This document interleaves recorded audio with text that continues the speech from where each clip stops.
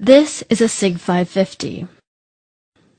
It's designed to destroy anything standing within its 400-meter trajectory. And there are over 500,000 of them kept in Swiss homes. Guns and shooting are a strong Swiss tradition. Basic military training is mandatory for young men, and afterwards they're required to keep their weapon at home. Mark Heim is the Ticino representative for the lobby group Protel. Basically, this was my father's military rifle, and of course he got to keep it when he was finished. I have my grandfather's rifle in the office, hanging on the wall.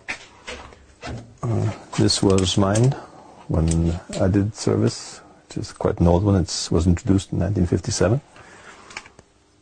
Was used until 1990.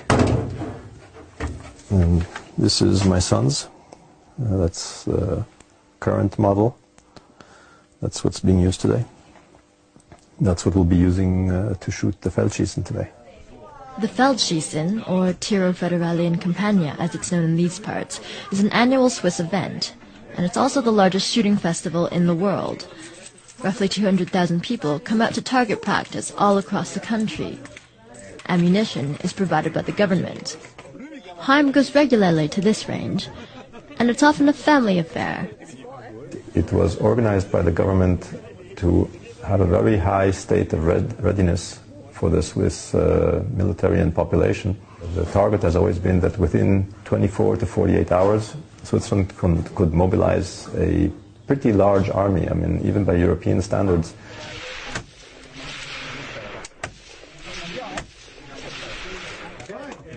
But it wasn't the militia that sparked Heim's interest in guns as a young man. It was an unassuming trip to a Holocaust museum. I was going through all the exhibits and the soap and the lampshades made of people's skin. And while I was looking, I heard a funny noise, and there was an old woman maybe 2 meters from me, and she was trying not to cry.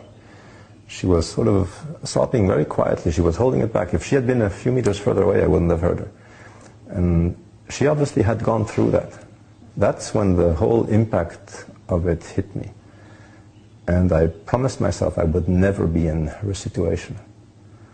I would want to be free, never in a situation where somebody could, march us off to ovens or prisons or just take away our freedom. The key to freedom is the ability to be able to defend yourself. And if you don't have the tools to do that, then you are at the mercy of whoever wants to put you away.